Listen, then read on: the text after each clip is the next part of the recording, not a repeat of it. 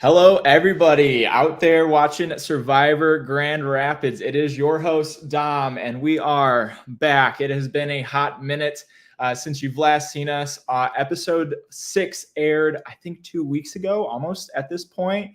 And we have been trying to get this podcast scheduled because we have an excellent panel for tonight, complete with our eliminated contestant and some scheduling issues. So we're happy to be back and ready to go. We have this podcast tonight, episode tomorrow. And without further ado, let's just hop right into it. We got a lot to discuss. So joining us again from episode 2 was the last time he made his appearance. Survivor Cincinnati day-long version returner or 10th placer Snyder is joining us again. Snyder, how's it going? I'm happy to be back, man. I love podcasting. I've loved watching the episodes. I'm dying to see the one tomorrow. So things are going great. Yeah, we've missed you at the watch parties a couple of times. How has the last couple of episodes gone? Just watching it without us. Honestly, I feel like I really do miss out. Something that I'm privileged on to have you in the city, and I kind of feel like I'm getting the director's cut sometimes. Be like, oh, this was actually really hard to shoot, or here's the real thing that happened behind all the storm, and we were chasing this. So I have missed the director's commentary, but I'm excited to get back to it. Well, we're glad to have you here. You get up close and personal with the director's cut, but we have another guest to bring on. Familiar face here at Survivor Grand Rapids, season 5 fresh meat winner, but more importantly, Josie's older sister, Juliana. How's it going? It's going great. Just trying to get some sun in while I have the chance right now. Yeah, excited to chat. I'm trying not to spoil who your big reveal is. That is the big reveal. So yeah, everybody who is tuning in, some spoilers from this point on. We are bringing in the eliminated person from episode 6. There's a reason why we had Juliana on this podcast, because it is none other than Josie Rizzo. How are you doing, Josie? I'm good. I love that Juliana has her name is Juliana, Josie's sister, because if you didn't know, I am in fact Juliana's little sister. Not like I said it at all during the time I played. Yeah. So, I mean, that was probably going to be the first thing that we touched on in the podcast, because I'm sure it was kind of bewildering for people to know throughout the season. If in case the audience didn't know, Josie is Juliana's little sister that came into this game wanting to make a name for herself. And I think after your 6-episode run, you definitely did. Josie, kind of just right off the bat, how could you maybe summarize, like in a sentence or two, like what this experience was like for you? Just being out there, if you can remember. Yeah, this experience was incredible. I was so excited when I had got the idea to play. It was an immediate yes for me. I definitely obviously was very nervous being Juliana's little sister when I came in, and I kind of just kept spiraling, and that I feel like was definitely something that I didn't need to worry about, because it did not come up at all really during the time, the season that I've been watching. So should have probably just shut up about that. It did seem like you were a little bit more concerned about just Juliana's name being in there and being associated with you. We let you know that would be a part of the narrative that we were at least going for this season. Juliana, having Josie play, what were you thinking with the game kind of going on? Was that did you think your name would play as much of a role as it, did for her game? Or I guess, what was it like watching Josie's game back retrospectively? I think it was a valid concern. In my season, I played on the same tribe with Zoe and Hannah. So they were your returners. I think it maybe was the right thing to do to anticipate the worst case scenario, which, maybe was going to be that Josie was already having a target on her back because of the outcome with particularly me and Zoe. I know Hannah with her medevac. We didn't get a chance to play a whole lot. I know we were both really excited to play with each other, but watching my own season back, I feel like I could definitely see why maybe Zoe was apprehensive of Josie at one point or another. And I felt like Josie, after watching that season, was maybe right to kind of be suspicious of that. And it's hard when you watch it back and you're Josie and you're like, oh, nobody was really talking about it. And I really thought they would, So, hindsight's 2020, I feel like in that situation for sure. There's a lot that I feel like with your game, especially Josie, that like watching it back, you're able to maybe process a little bit better, like what was actually going on in the game, because you were a very central like story point from almost the jump of you and Carrie going to exile, doing that hold or take challenge, and then coming back, and then it just kind of collapsed from there of like people from both tribes trying to figure out what was going on with your game and with Carrie's game, and just these cross-tribal divides. And so I guess the first, like, just kind of generally speaking again, like, was there like somebody or something that you're watching back going like, that is something I had no idea what was going on? Was there, something like that happened? I feel like I sometimes, like, when I was watching it back, I was like, oh wow, I genuinely did not realize that was going on. Definitely watching back the episode that I got out, I really thought Allie and I were, it was pretty obvious I thought we were, and we definitely weren't. And Allie played 100%. That was crazy the way that she played that, and I'm extremely proud of her. Yeah. But from the get-go, I didn't really think I really had any allies like ever, and that's kind of how I was trying to play the game, like without any allies. I realized Luke eventually was trying to become an ally with me, and I think I knew that, but it was never apparent to me, and I kind of saw that more through his what are they called? Tribals? Confessionals? Confessionals, sorry. Yeah, not the tribals, my bad. Yeah, so Snyder, I question for you, somebody who's watching this episode for the first time, watching the season for the first time, going into episode 6, what were your thoughts on where Josie was at? Did you have any like questions for like her game, like any big question marks about anything that she had done up to that point? And like, yeah, just kind of as an observer, I'm curious to know your thoughts and see if Josie would be able to answer anything for you. Yeah, I was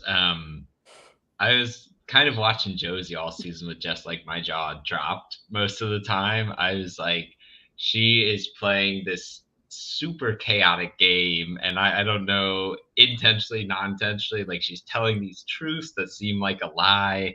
And I unfortunately did think that, that was leading to an expiration date on Josie, because I think that when that chaos is going around and you want to have more of a sure thing, I was just wondering, like, okay, when's the time bomb going to go off a little bit?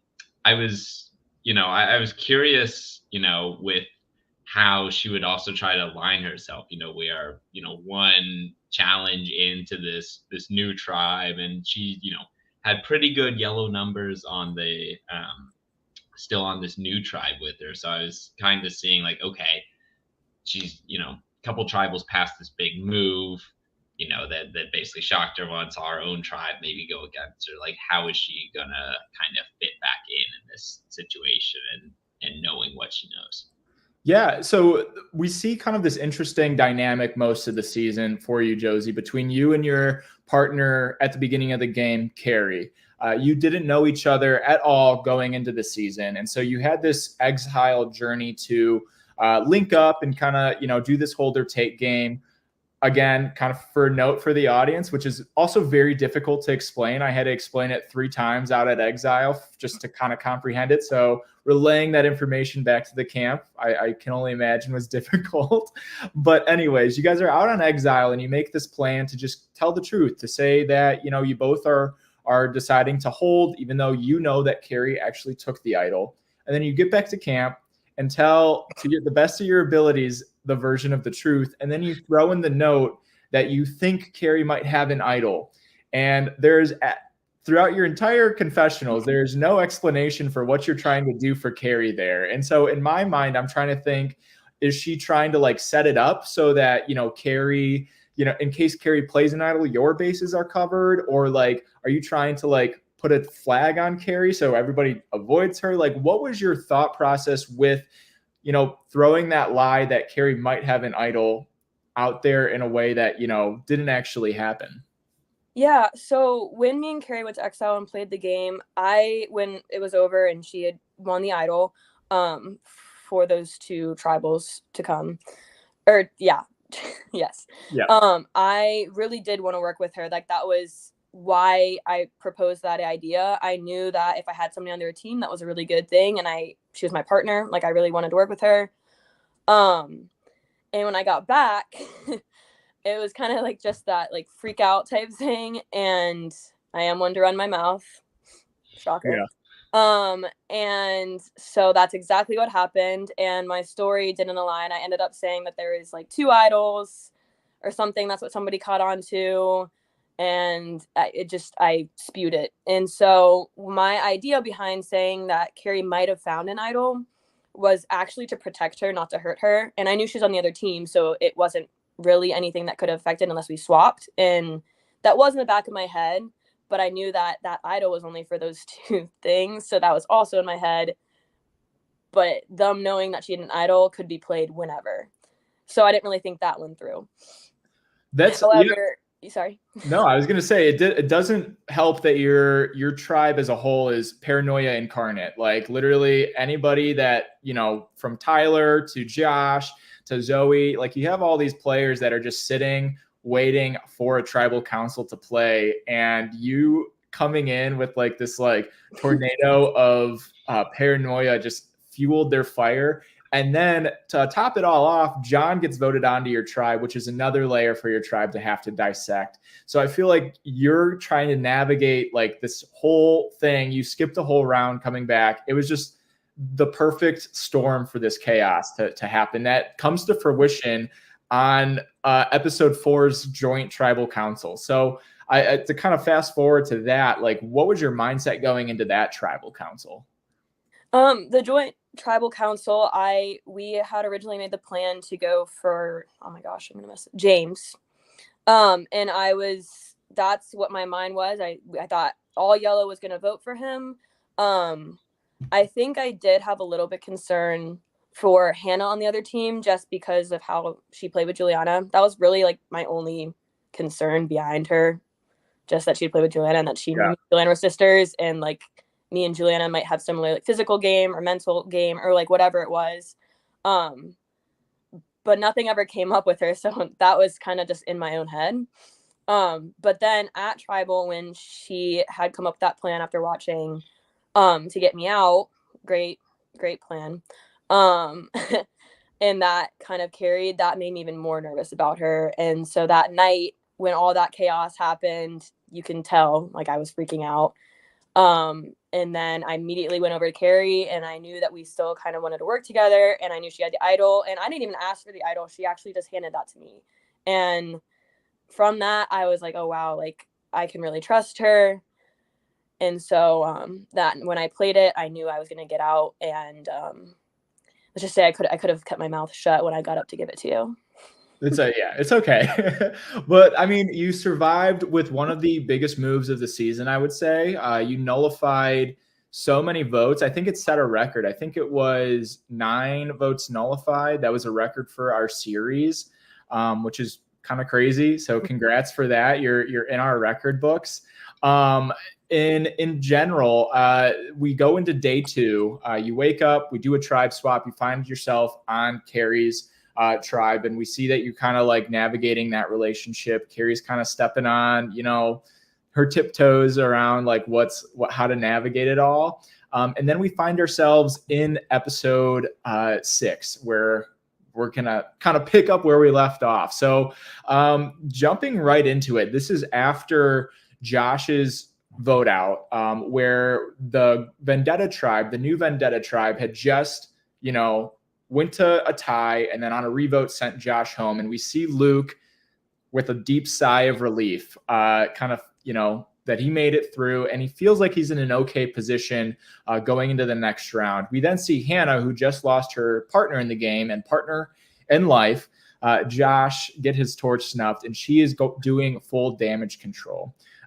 Snyder, I'm curious on what your thoughts are on where Luke's head was at post, that tribal, and where Hannah's head is at, like on how she's trying to do this damage control. How would you maybe navigate that, or what were your thoughts kind of like, after that? Yeah, I think, for Luke to have come in with this plan to tribal and then see it, this close to backfiring on him. I mean, he's got to have that adrenaline pump, which I think you can see in his confessional. He's like, ooh, all right, like made it through. But like, he's also instantly on to next steps. He's like, I got Josh out so I can get Hannah next. She's the threat. I want to target her. So I think he's, taking a second to breathe, but not necessarily taking his eye off the target. I think that, if I'm Hannah, I am like a fox being chased by the hounds, basically. I don't believe everyone saying, oh, like, I just want you to play your own game. Like, you voted out my partner, so I would be less strong. Like, I know that, that's not too far removed from me. You're not trying to really free me from anything here. If I'm her, I am just I'm almost in a scramble mindset at this point, begging for like a shake up to the game because, if the person right next to me is gone, then, that target again shifts, which I think she's trying to smooth it over with Luke. I don't know how much stock she's putting into that. I hope she's wary of it. I know Luke obviously isn't putting any stock into it. So for her sake, I hope she, isn't like, okay, we're cool now. Yeah. Yeah. And Juliana, I'm curious on your take, because you've played with Hannah. You saw how, her day one went, but she's coming in day two, just lost Josh, and not so much like buying into the Hannah stock. It doesn't seem like Luke is doing that, but it seems like Zoe might be, because Zoe kind of talked about how she wanted to get Josh out to, kind of free up Hannah and use her as a vote. So Juliana, having played with both Hannah and Zoe, like, what were your thoughts on that game move and how they're planning on moving forward, at least in this round? I guess I feel like it was Zoe having that mindset is consistent with just like her style of gameplay. And I understand, you break up a pair, make that one person vulnerable, but then also maybe in turn you're giving them a little bit more like safety in the game because that target disappears, and then you're being looked at as, okay, well you don't have to be a swing vote because now I can really pull you in. I know you're vulnerable.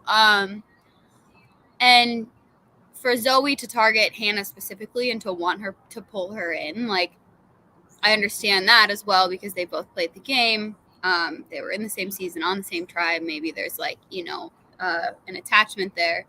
But I think it's a hard strategy to then, as soon as you start thinking like a couple more steps down the road, like, okay, well, if it's an obvious allyship between these two girls who have played before, isn't that your next couple to then break up? And so I don't know. It was interesting to watch it, I guess, play out, and to listen to Zoe's thought process like play out. And like I said, like, it's consistent with her like sneaky style of play, but I don't know if it's a move that like I would have thought about, just because I think I would have been playing a little differently. It feels like the slate is kind of like it feels almost like a new game over at New Vendetta. Like, once Josh has been kind of like cut off, like the head of the snake we talked about in our last podcast, or the head of the Hydra is what I called it. It feels like there might be different, like, factions breaking off. I think Hannah has a lot of agency, but I do think she could be on the outs. Luke, meanwhile, is gung-ho on getting out these couples. And I think Zoe is playing a lot more fluid game than some people might be, seeing from these couples. You got Sam, who Boy Sam, how they refer to it. You got Boy Sam kind of like sticking strong almost with his Grand Rapids roots. And then Samantha and Magingo kind of play in the middle. Aubrey, is kind of joining up with Hannah again, almost with that Vendetta connection. So it feels like a lot of fluidity right now, but we don't really get to see a ton of it because they do end up winning the future, the challenge later on. But let's focus a little bit more on new vengeance, Josie's new tribe. You have Josh and Hannah, couple that immediately got targeted. Josh gets nixed out. Meanwhile, you got the Postma siblings on the same tribe. Josie, seeing them on the same tribe, we see that you kind of flock to them. You share their information about Carrie giving you the idol. What was it about their relationship in the game that, didn't really set off the red flags maybe Josh and Hannah's relationship did? Or did it? I think I kind of got wrapped in that fact that me and Allie had spoken before the game, and we just hit it off. And so I was like, oh, I got a friend in the game, we're gonna work together. That was my thought process, and I thought wrong, which is okay. And with them, I guess I didn't really see them as a threat because I remember her maybe mentioning that she didn't want to work with him, and that was obviously a lie. So that was kind of how I went kind of towards them. And I also kind of, in a sense, wanted to pull Allie away from him, as you saw when I was down at the watering hole. So it seems like the Postmas, at least, you might have sensed that they, had a, power dynamic, but you were more so aligned more with Allie than with the siblings. But then we see almost right away, Allie and Tyler just have this exchange of information right at the railroad tracks. And a lot of information gets spilled from Tyler's point of view. And Allie finds out that Adrian has an idol that he doesn't actually have anymore, but they all think that he does because he ends up giving it back to Zoe. And then Tyler finds out that Allie has this joint idol that her Vendetta tribe is sharing. It is in Allie's bag, so it is technically hers, but Carrie and Adrian are also feeling entitled to that idol. So they think that they know where these two idols are at in the game. Allie's trust with Adrian is a little bit broken, and it's kind of this whole mess that has just erupted with this information exchange. Snyder, what were your thoughts on this, power, dynamic? Because it is so much power in the game with all this information.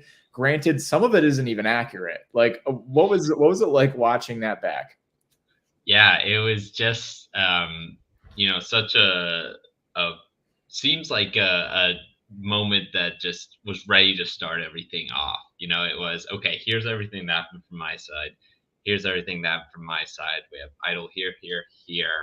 And I think when you have all of these elements of information mixed with Tyler's hypervigilance, paranoia, whatever you want to call it, that you've seen, mixed with the fact that, you have arguably one of the strongest bonds in the game going on now on the same team. And Tyler has indicated previously in the season, he's like, I just want Allie to be safe and do well. And he even says here, he's like, yeah, I would give it all up for her to go.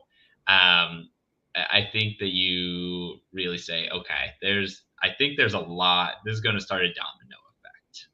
And so I'm just ready for the build up from that moment.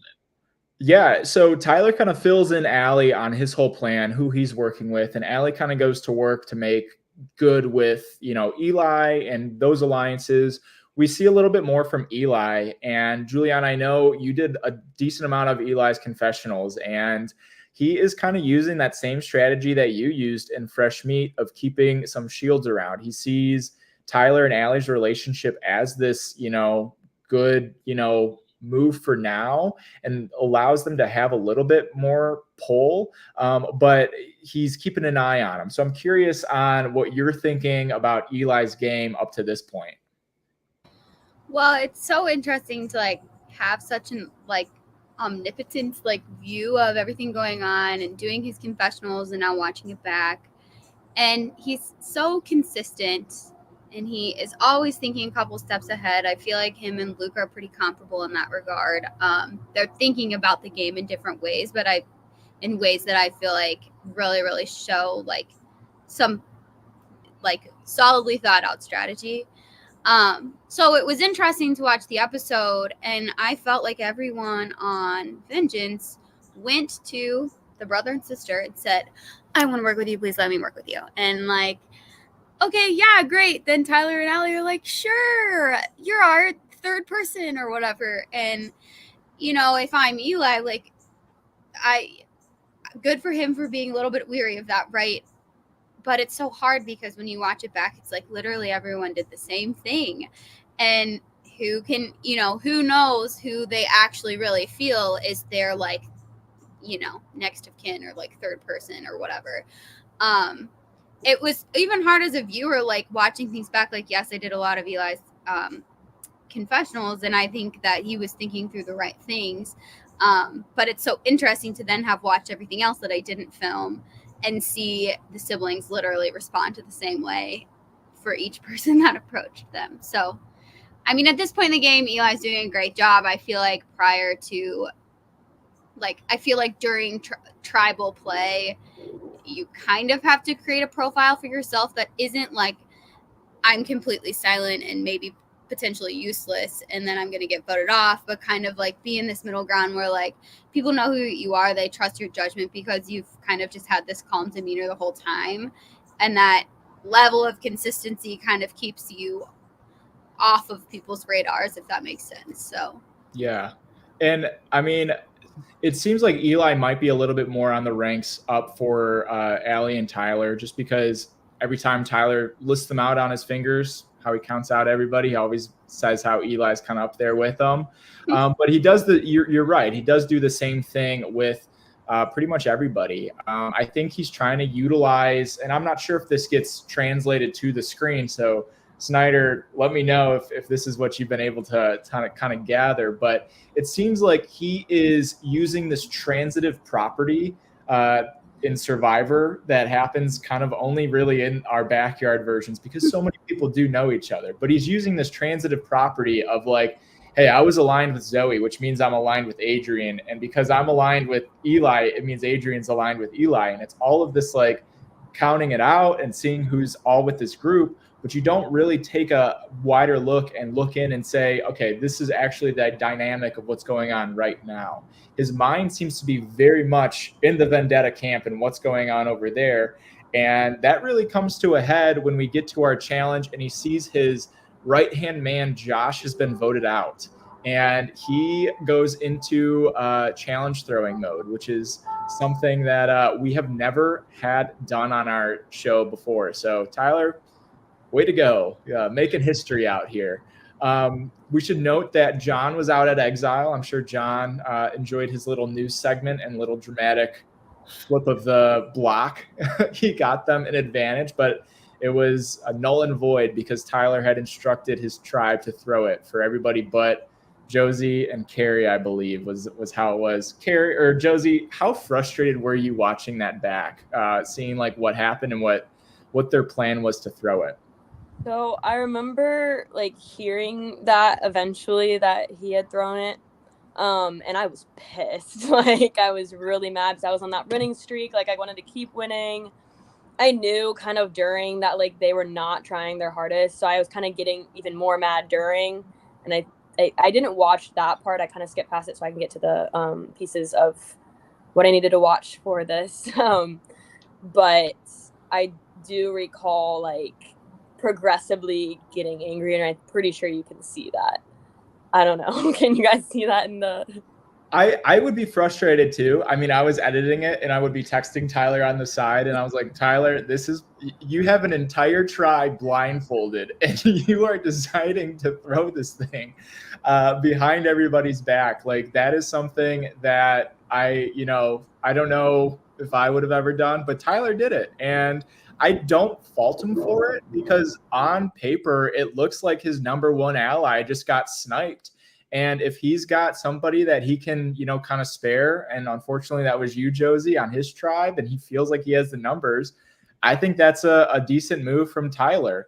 Now, do I think that Tyler's team or the new Vengeance team would have won it next to Aubrey's calling?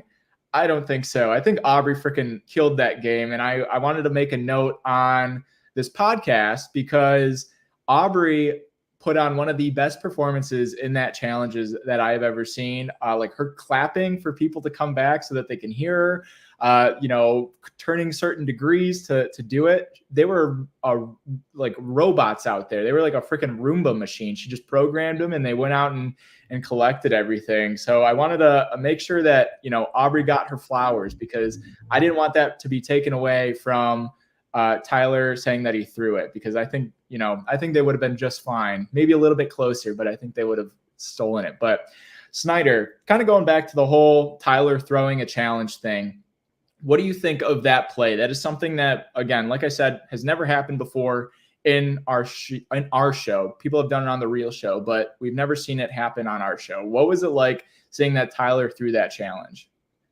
It's almost a little hard to reconcile at first, because you think of Tyler and the fact when he faces the tribal a couple times ago, and the paranoia that he's like, oh, my name's out there, I got this, and maybe he's feeling a little more confident now. But kind of when I think of paranoia as his main driver, it starts to make sense, because when you think of he's paranoid about how the other side's going to go. Personally, I mean, he's thinking a lot of steps ahead. I think you can trip under what's right under you in that situation. And in hindsight, looks like it worked out to be a brilliant move for him. It's super gutsy. I think it adds to his resume as a great play. And I'm curious if he's still around when he gets the merge, if he really forms this, alliance with maybe, it keeps, Hannah over there, or someone else, or Zoe, Adrian, whoever he can convince to work with, that maybe would have gone if there had been one more tribal council that they had to face. Then, it looks like it would be a masterstroke without a doubt. Yeah, I mean, for just kind of seeing Tyler throw a challenge, like it's kind of, it's a wince to hear, because I know everybody wants to come out and compete. But game-wise, you're absolutely right. Not just because, he was able to pull off the move, like and lose and effectively get, one of the opposing alliance's numbers with, Luke and Magingo, like Josie out. He had a group of people that was very willing to just throw it with him, barring John, who just said, let it be known I did not want to throw. But Allie was okay with it. Eli was okay with it. They were just kind of like, you know what, do your thing, and we trust you. And I think that almost shows a lot more, dominance in the tribe than maybe throwing the challenge would, like on paper. So I'm curious also to see how that works out for Tyler. Something that we didn't mention before we got into the challenge was Allie's play on you, Josie, of convincing you that she was okay with going for Tyler. And that was something that bled into the second half of the canoodling or the post-challenge canoodling, because you were under the impression that Allie did want to vote out Tyler. And so I'm curious, on that conversation, what was it like watching it back? I know that you mentioned that on day zero, on night one, or night zero, when we had like our little social hour with everybody, you and Allie kind of like hit it off as more friendly. So what was that like in that moment, like hearing that she wanted to vote out her brother, and you seemed pretty gung-ho about it, and seeing what she was saying behind the scenes? I was like, dang, Allie, we're not friends anymore. I'm just kidding. I love Allie.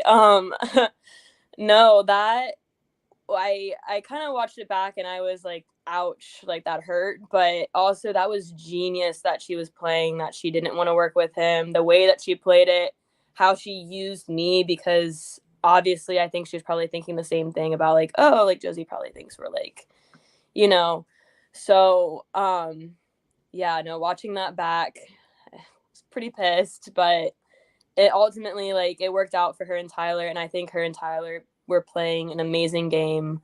Again, going back to Tyler throwing that challenge, like, I didn't say it, but like, amazing, Tyler, good job. Yeah. But yes, it was a crazy play from Allie. Juliana, what were your thoughts on seeing Josie get duped by Allie's kind of bait and switch right there? Do you mean at the challenge or just overall Like throughout. down by the water well, when she like convinced her that she was okay with going for Josie and like, or I'm sorry, going for Tyler, and Josie kind of hopped on board with that, and that kind of drove the post challenge canoodle sesh. But like, what were your thoughts on Allie's positioning of doing that, and do you think it was kind of justified to play a little bit that devious in that moment? Yeah, I mean, I don't even know if I feel like Allie meant it in a devious way. She just was she had clearly made up her mind that she was going to work with Tyler no matter what. And didn't really, like, she definitely outright said to Josie, yeah, I'd get rid of my brother. But she never said that to anybody else. But she's also never said to anybody else, yeah, I'm with Tyler 100%, right? Like, I feel like other people's perceptions of her is that, yeah, she's obviously with Tyler, but like nobody knows how much she is. And I think that's because she's holding her cards too close to her chest. And then with Josie, it seemed like maybe she knew she could, like, I don't know if she was, I guess watching it back, it seemed like she was trying to glean some information from Josie and use it to her advantage. But it truly just seems like that was because was how she made up her mind. Josie had kind of dug herself this hole, right, that she was still trying to get herself out of. And then with Carrie being there, it's like, okay, well, I guess we're clearing this up now because they're both on the same tribe this time. So I don't know, it's interesting to watch back as well too, because if I played with either of my siblings, I don't know if I would have trusted them as much as Allie trusted Tyler. And so that is impressive to me. And I'd be curious to know from Allie's perspective, obviously she's not here, like, did she pick up on how truly paranoid Tyler was? I would love to know, because like if my brother started acting that way, I'd be like, okay, you're done, bye, and that would be all. So I don't know, that I would love to pick her brain. I think you make kind of like an interesting point, kind of just on the Postma siblings and how they went about this entire round and what information they chose to act on and what information they chose to kind of ignore. It's very curious on how Josie, you very willingly offered up that Carrie gave you the idol at tribal council, and they took that as fact. But then like you saying that, that you're down to go for Tyler or you're down to flush Adrian's idol, they're a little bit more hesitant on that. Like they're like, oh, we got to go for Josie, even though you've claimed to be a part of it. And so it seems like they are taking a lot of information from multiple people and multiple angles and kind of filtering through it like their own like internal like truth meter and deciding what they believe to actually like happen. Because I feel like in this second half of the episode where we see this canoodle sesh start to happen, it's kind of like this storm of like, do we go for Carrie or do we go for Josie? And they're kind of just giving Carrie the runaround on this, even though their minds seem to be made up that they are going for you, Josie, but they're giving Carrie this runaround of like, did you give her the idol? Did you not give her the idol? Like that kind of stuff to get to the bottom of it. And so Snyder, I'm curious on just what your raw thoughts are, because this second half was just kind of a nuts show for me to edit, because it was just kind of very chaotic, conversation hopping. Carrie, Josie, what are we doing? But very unanimous Josie in the end. So like, did you have any like thoughts on the second half? Yeah, I think that, where Allie and Tyler found themselves at the start of the episode, with everyone basically wanting to come and work with them, I think, and him saying, okay, I have these numbers at baseline, I've thrown this challenge. I think they almost like set out like 3 paths and just started to see like where the biggest snowball would spiral, because there's like the Josie path. At the same time as that, Tyler's kind of like pursuing a Carrie path, and then there's like a slight Adrian path that like it is thrown out there for a little bit, but not necessarily like taken all the way down. And it's like you've thrown out these feelers and kind of seen, which one had the legs of its own and how everyone reacted to those. And I'm not even necessarily sure that it was like a coordinated effort from them either. I think it just like Allie's like, oh, I want Josie. In the meantime, Tyler is, focused on someone else. And then it took like a coming back together. But that's almost how it worked out with causing the different paths. And at the end of the day, it just seemed like enough momentum, the chaotic nature of Josie just convinced them that, it was time to go. But, I think it's a strategy that can definitely work when you have that sort of like wealth of power that they had this episode, and everyone wanted to work with them and the successful throwing. But yeah, I don't know. It's chaotic in its own right, which, again, seems to fit the game. Yeah. A lot of information also got exposed during this Canoodle sesh. There was a plan to flush Adrian's idol that he never actually held, like during this portion of the game. Adrian comes forth and tells like his tribe that, everything, kind of, I don't have it. And then Allie believes him, just kind of switches up and believes Adrian all of a sudden, but still doesn't believe Carrie, even though Carrie is just perpetually, endorsing this lie, which I respect. I don't think there's any other game move for Carrie at this point. Like Josie, you kind of like hammered home the fact that, that Carrie was the one that gave it to her. And I think the only thing that she can do is just continue to lie, because like that is the one thing that has been tried and true. And kind of hammer that home. So other than that, the only other thing I kind of wanted to comment on, because it was kind of a straightforward elimination, was the rotating door to talk to Tyler. And I don't know if that also got translated into the edit, but Tyler like didn't move at all. Like we just had one camera pointed on him. Allie comes to him first, and I think Eli comes to him, and then Adrian comes to him, and then Brooklyn comes up to him at some point. And everybody's just telling him who, what's going on, what's happening. And they, kind of, that's when Snyder, to your point, that's kind of when the consensus kind of comes. I left it behind the scenes a little bit so that we had some tension at Tribal, but that, is when Josie, your elimination started to get formed, was during that montage. But for you, Josie, hearing that the vote was switching to Carrie, were you still in the mindset of like Carrie and I can work together, or were the lines drawn at that point? Where was Carrie already under the bus that you thought you threw her under? I'm going to be honest. I had no idea where my mind was with that. I wanted to work with her. I got nervous and I said like, she gave me the idol. And after that, I was like, I think you can see it in my confessionals that I was like apologizing. Like I really did feel bad. But I thought in that moment it was my best move to tell Allie and Tyler, just because I wanted like them to like have an idea of where that idol came from. I messed up when I was talking to them. I realized when I watched it back, like I was talking about how she got it, and he was like, "Oh, it was just an exile thing," but I didn't actually explain like again like what that was, and I had that moment to like explain it. Mm-hmm. So I was a little mad at myself watching that back. When the vote went on to Carrie, I kind of went for it because I knew I was on the chopping block from the night that I used that idol.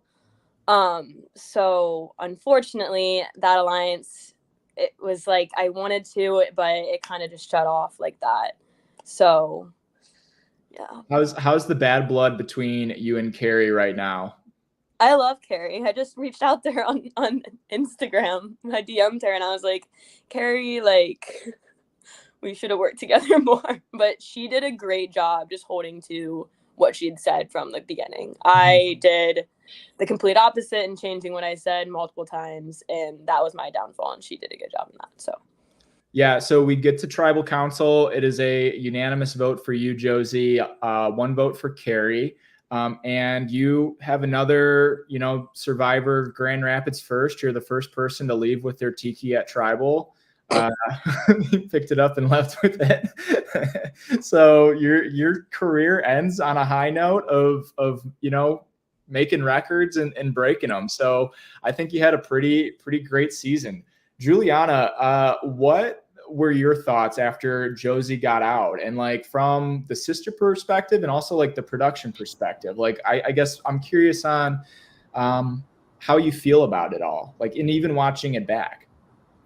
I think from a production perspective, well, I definitely thought the night of the idol play, I thought she was going home.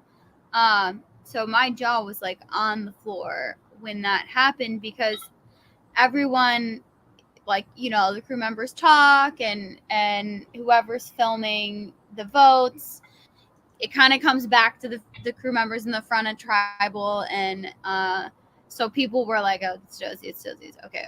So I was like prepared to watch that happen, and then was like, I remember looking at Matt and being like, what the hell? Like, where did that come from? I had no idea, because I also didn't know what had happened at Exile. And so it was like, I was like, okay, like, she's here to play. And I hadn't really filmed her too much prior to that. And also from a production standpoint, I feel like when you watch at least your seasons, Dom, like people's play performances kind of like ebb and flow, and then they get a really big, like, you know, some rising action in the climax of their storyline. As soon as that happens, they're kind of like they're out, right? So Josie's rising action just happened really fast. And so I kind of knew, like, from the production perspective, like, I'm not confident unless something seriously changes for her. I'm not confident she'll make it to the merge. But like, just being there as her sister, it was really fun to play. She, like, to watch her play, she definitely did things that, like, I didn't expect. She did things I don't think I would have done, but, like, not in a bad way, just in, like, very much a different strategy way. And so it was really fun to just, like, I don't know, watch her play. And you know, it's like, I was so proud when she played from the sister side of things, so proud when she played this idol, because, like, I didn't even, like, I spent maybe one pre-tribal looking for an idol one time, and other than that, I was like, I can't look for idols, they stress me out too much. And Josie really kind of ran with that side of strategy that I was too afraid to touch. So it was awesome. Yeah. Josie, what, like, closing thoughts for you, at least for this episode? We still have to go over the ranking of the players for the week, but closing thoughts on your Survivor journey. What was it like for you to kind of, like, come in as Juliana's sister and leave as Josie Rizzo? Coming in as Juliana's sister, I definitely felt like I had to, like, almost, like, perform really good, because obviously Juliana won, and, like, I had the most fun watching Juliana play. I, like, every Wednesday, that was, like, the best part of my week. Like, I was so wowed by the way my sister played, and of course, like, I picked up on the things that she had done and wanted to kind of piece together that for how I played the game, but also wanted to make, like you said, I came out as Josie Rizzo. I wanted to make that title for myself. And I was a little bit nervous again with Hannah and oh my gosh, I just blanked. Hannah and Josh? Zoe? Zoe, yes. Oh my gosh, I'm about to call her Chloe. My bad. Zoe, sorry. And like Juliana said, like, how they played with her, that was something that I was worried that they'd pick up on trends, especially Zoe being on my team to start, and then just be even more concerned. And when Zoe voted for me at the beginning, that just, it ruined, like, my perception of the whole, like, that's when the Juliana thing really set in stone in my head. Yeah. And yeah, and all, like, I had the most fun playing that game, kind of like Juliana said. Like, I wowed myself with that idol move. I originally, like, I think in my head, like, when she gave it to me, I was like, oh, I don't want to play it. And then I just did. And, like, that was amazing to watch. Like, my heart was beating so fast when I was watching the episode. I knew it happened, but I was like, it's like, I couldn't believe I did that. So, again, thank you, Carrie. That was very kind of you. Carrie with the assist. But yes, again, I'm so happy that I got to play, and I would 100% do it again. This is, like, the most fun I've ever had, and it's something that my, like, boss gets to watch, like, at work. my coworkers have been watching it. My best friend watches it. My boyfriend watches it and like hates on me all the time. Well, Ever, but Mark from Exile Island in production and from Fresh Meat, Mark said that you were 10 out of 10 best TV of the show. We were robbed. He's another agent of chaos, so I feel like you are on his level, Josie. And for the fans that are tuning in, Josie did partake in our day-long drinking survivor that Snyder, Juliana, and myself did compete in, and she got final 6. And she also, I believe, idled out Juliana there too. So I think she also led the charge to get me out as well. So I did. Her game, it And didn't Juliana. translate to as much chaos at all. I was definitely like, I wish I'd known you'd played before. I didn't know that she was a threat. I just knew the whole Juliana was the winner, but didn't know the threat that Josie had become. So you definitely grew and evolved. Yeah, awesome. definitely played that game. From what I did wrong during Real Survivor, I played Drinking Survivor the opposite way. Well, again, you made your name for yourself on our show. And I think that was probably the biggest thing that I could take away from it. I'm glad that you were able to experience it, and our family continues to grow. And it sounds like you got an audience of your own, which is so fun.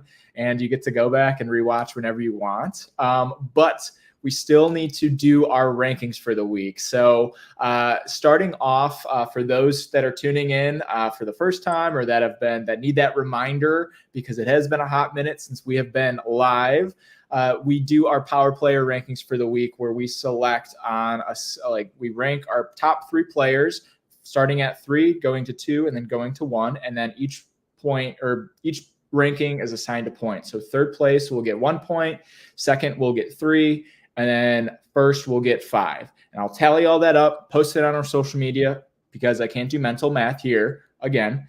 And then we go from there. So Snyder, you've done this before. We'll start off with you. Who do you have as your number 3 for the week? Let me get my pen and paper ready for you. My number 3, and I'm very glad to give them the point. John, I think that the news anchor performance on its own was spectacular, but I really think he's gaining the trust of everyone almost by not being there. Like, his absence is making everyone believe in him more. Like, he can't screw anything up. It's very much like an absence makes the heart grow fonder situation, and I think he's situationed himself really well. He has no ops, so John definitely gets a good point. Awesome. All right. John getting points for being at Exile most of the episode. I'm sure he will love that. Juliana, what about you? Third place for your week. I think I'm going to give my third place to Allie. I feel like, and she talks about it too, she's the youngest player. She definitely exceeded my expectations in terms of her decisiveness in the game, and I think that was really evident in this episode. And she stuck true to what she has said from the very beginning as far as working with Tyler, but whether or not she realizes it at this time, in my opinion, she is one of, if not the safest player on Vengeance right now, because if you look at them, yes, there, but who are they probably going to vote off? Tyler. And so if they continue to have this power in the game, she also has the shield, and we know that that's the strategy that I like and would want to give a shout out to, because I think it's the right one. So I also, we talked about Eli earlier, got to give him the honorable mention for that, but I still think Allie is frankly the safest out of everyone on that tribe. All right. Allie getting 1 point from Jules. Josie, what about you? Your third place. Yeah, my third place, I think I'm going to go with Luke. For this, the reason that I think from the get-go, he was kind of quiet, laid back on our tribe. I know he kind of tried to make a little bit of an alliance with me, Magingo, and I'm pretty sure Samantha, maybe? I can't remember. But he stayed quiet, like I said. I didn't know he wanted to make alliance with me until I think later. I think someone mentioned it to me. but I just loved that was how he was playing. And I remember I wanted to work with him and I never spoke up to that. And then finding out that he wanted to work with me too, like, I just think it would have been good. And then when the swap happened, I think that's when he started kind of getting louder. And I think that move to get Josh out was amazing. I think that the way he worked around all that was really good. It definitely hard with Hannah being on that team. And I think he got those numbers, like pulled them very well. And then when it was Aubrey who switched her vote, is that correct? Yes. That was, I know that he had spoken to her too. And I think that kind of like had that click in her head. And I think that was really good. And how he spoke when they had their time to speak. Sorry. I thought that he like spoke very well to get them to get her to swing her vote. Sorry. All right, Luke picking up some points as well. My third place for the week, and this was a tough one as well, to kind of rank for I don't know, the week. I feel like everybody kind of had one move or the other, and I will be giving my third place to Tyler. I think Tyler had a very strong game with throwing the challenge. He's obviously in a very, very strong position with having Allie on the tribe. I think he's in a too strong of a position, and I think he's purposely flexing that maybe more than he needs to. He is listing off all the people that he has, and he's operating on a ton of assumptions. And I don't know if telling his entire tribe he was throwing the challenge and then proceeding to throw the challenge successfully is going to, paint a target on his back or whatnot. I don't know how that perception is going to play out. With all of that being said, Tyler was still able to throw a challenge, figure out where these idols are, like in the game, or where he thinks the idols are in the game, knows that the Vendetta tribe is holding a shared idol from Allie. He knows like kind of where everybody's headspace is at. He got the information from Josie. He's in Josie's, trust from that. And he's got a solid alliance with Eli. And it seems like John trusts him as well from that brief interaction that they had. I think Tyler holds a lot of power. I think he holds a little too much power for this point in the game, but I don't think Tyler really cares. I think he is moving forward and hoping that Fedora lives long, how he keeps saying it. Hopping into number 2, I'll just kind of snake myself on this one. My number 2 is going to be Carrie for the week. I will preface it by saying I don't think Carrie has a lot of pull in this game, but I think Carrie is fighting her ass off in this game. I think Carrie has been the target since the moment that she went to Exile Island, and we've kind of seen like the stories kind of like go in two different directions with how Josie's story ended and how Carrie's is continuing. She's continuously being a target, yet she is sticking to the lie, whether people believe it or not. She's holding true to her guns and hoping that, she's pioneering these relationships to carry her on in the game. And I have to respect that a lot because she doesn't have a lot of pull, but she is scraping by with how she's able to market herself to these players. So I'm giving Carrie a little bit more credit than the power player Tyler, but I do think Carrie's agency in the game is being a little bit underappreciated by some of these other players. And I think she's holding her own for what she's been able to do. So that's my pitch for Carrie. So Snyder, curious on what your second place of the week is going to go to. Yeah, I think my number 2 for this week is Allie. I think she played a great game. I think, offering up the bit to Josie to have something like, oh, I don't know that I trust Tyler, and, not getting called out or pushed back on that is a great move. I think she has, whether she knows it or not, like a metaphorical shield and a literal shield, and that Tyler seems to be willing to, die in this game for her. She's like more like ready to cut her ties with the greens, the greens on her tribe than they are with her. And she has that idol in her bag. So I think she still has pull with them, but is ready to cut it as well. And then I think she really helps orchestrate some strong moves this game. So I think she's in a good spot going forward. So I think she had a great week. All right, Allie picking up some more points. Juliana, what about you? Number 2. My number 2, hopefully the bells aren't too loud. My number 2 is Aubrey. I was really impressed by her challenge performance. I really don't think it could have been done much better than that. And I also just think that I really love where she's at in the game socially. Like, she's really good at navigating friendships, and deciding, she's thoughtful about who she can trust, and she doesn't shy away from trusting people, but she's also okay to change it up if she needs to. So yeah, I like where she's at in the game, and I just think she deserves the credit for how well she did in the challenge. All right, Aubrey picking up some points with a symphony in the background. Way to go, Aubrey. Josie, what about you? Your number 2 player for the week. Yeah, I think it's so hard because I played with them, and I think everybody played their game well in the way that they played it. But I think I'm gonna go with Carrie. Kind of for the reasons that you gave, Dom. I think since she came back from exile, her and I kind of both were on that chopping block, just because when you go to exile, you come back, you're on the chopping block. It's just how it is.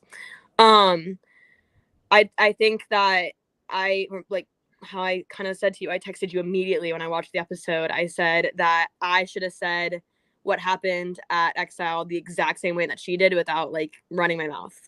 I was impressed by that. I think that she handled that very well, and it kind of in my head kind of took her down from that chopping block a little bit more. She was still on it, but helped her out. And then just kind of creating a name for herself, kind of keeping quiet, not bringing up that exile thing as much. And then when we switched, holding true to that story while I was over there going against her, was amazing. And I think that in my head after I got out, I remember being that's gonna take her far, just holding with that story. So awesome. All right, some love for the partnership. So all right, we are on number 1, and my number 1 for the week has already kind of been talked about, but it is Allie. I think Allie kind of showed up and showed out this episode. I think she has been talked about on some previous episodes or previous podcasts as a power player or as a player, but I think this episode really kind of showed how much power that she can do. I think Tyler wouldn't have the amount of power without Allie by his side, but also without Allie's information of what she's been able to gather over the first day and a half at this point. She's gotten a lot of information on the Vendetta tribe. I think they're drawing a lot of conclusions based off that. Some are accurate, some are inaccurate, but Allie's decisions kind of influence Tyler's as well. And she's, gathering up Tyler's alliances. And I think Tyler's alliances are, between Eli and John. I think they're also kind of more scared of Tyler than they are of Allie. So kind of like what Juliana said, she's in a solid spot with that. But I also just have to kind of chime in on that play with Josie, getting her to, say if she was going against Tyler and Tyler's her number 1, that acting performance to, find out who her brother's enemies are, because if her brother's enemies, or if her brother has enemies, then she has enemies. And I think that's a pretty bold way to play. And I think she, got one of them out this episode. And so got to give Allie, I think it's a little bit messy, but just like her brother, but I think Allie really kind of, honed in this episode and made some moves happen. So I, again, 18 years old, I'm really proud of her for what she's been able to do so far, and excited for what she has coming up. So that's my number 1. Snyder, what about you? Number 1. Yeah, it's a dog world. Long live the fedora. It's Alliance has so many vibes. I think the quotes alone. But Tyler, I mean, he had such a fantastic week. And I think when I look at it, it's, he threw the challenge. He had everyone coming to him. He led these different paths. He got a little paranoid, but controlled it. He has this advantage still of this steal the vote. I'm like you. I think I share a couple concerns about his long-term prospects. But not sure that the brightest candle, or the candles that are brightest burn for the longest, and he burned incredibly bright this week. So what a performance by him. He deserves the top spot. So I was impressed, and it was fun to watch along the way. So definitely top spot for me. All right. Awesome. Tyler getting some points from a fellow Fedora head. Snyder, we'll just coin that term. No. Jules said that her laptop is on the verge of dying. So Jules, let's try to squeeze in your top pick. My top pick is Luke. I think he was in my top 3 previously as well. And I think like big picture gameplay, he's in a fine spot. Nobody's worried about him. But the biggest reason why he's in my number 1 spot is because when you look at the game overall and who's calling the shots and who you therefore want to target, if I were in this game, I would also want to target the pairs. And he's really the only one who's attempted to be vocal about that. It hasn't worked for him yet. People haven't like picked up on it yet, but I love that mindset. And that's the mindset that I would adopt for sure. So. All right. Luke getting some more points as well. Josie, round us out for your number 1 of the night. Yeah, I mean, I really wish I could pick both of them, Tyler and Allie, but I'm going to go with Allie. Just because of the kind of the reasons you said, Dom, as well. Kind of thinking the same thoughts, but I was blindsided by her. Like, that was amazing what she did. I think also that she has just so much power, being 18 years old too. Like, that was very impressive. I know I'm not very far off from her, but being the youngest person in the game, like, that was crazy. And like, honestly, in a way, kind of like how she had that hold over Tyler, because like it just everything that she did, just watching that back, my mouth was on, like, just, it was crazy. My jaw just dropped. But also I want to give a shout out to Tyler too, like throwing the game. That was incredible. Again, like I want to go back to that. Amazing. He deserves a shout out. And honestly, Hannah too. I wanted to touch on that from when the tribal happened and proposing that idea for me to get out. I think that she had that right idea from Tyler. And again, going back to Tyler when he threw my name out. So that was amazing. I'm very proud of how everybody played, and it was the best time I've ever had. So awesome. All right. Well, that is our power rankings for the week. Snyder, I will tap you before we log off for the night. We have an episode premiering tomorrow or airing tomorrow at 7:00, episode 7. Any thoughts or predictions for what's going to happen? Oh goodness, man. Every episode like just throws me for a loop. I think that I'm hoping, John can find something interesting from this adventure. I think, Eli is my winner pick. Was my winner pick, still is. I think honestly, in light of seeing what Tyler did there and saying, look at this power, and he's kind of like, Tyler's kind of chaotic. I think I want to push against him. I think next episode could be a good time to strike for him. And then I think Luke should continue his crusade to the best of his ability. So I hope to see some of those storylines. I'm sure way more storylines than I won't even expect will happen, but I'm so excited to watch and to get my director's commentary again. Yes, we should be having an episode tomorrow. I have to edit Tribal tonight, so wish me luck, everybody tuning in. We are still hitting these buzzer beaters, despite giving ourselves a week and 2 weeks to air these things. For those, again, thank you so much for your patience for these episodes airing. We are airing every other week.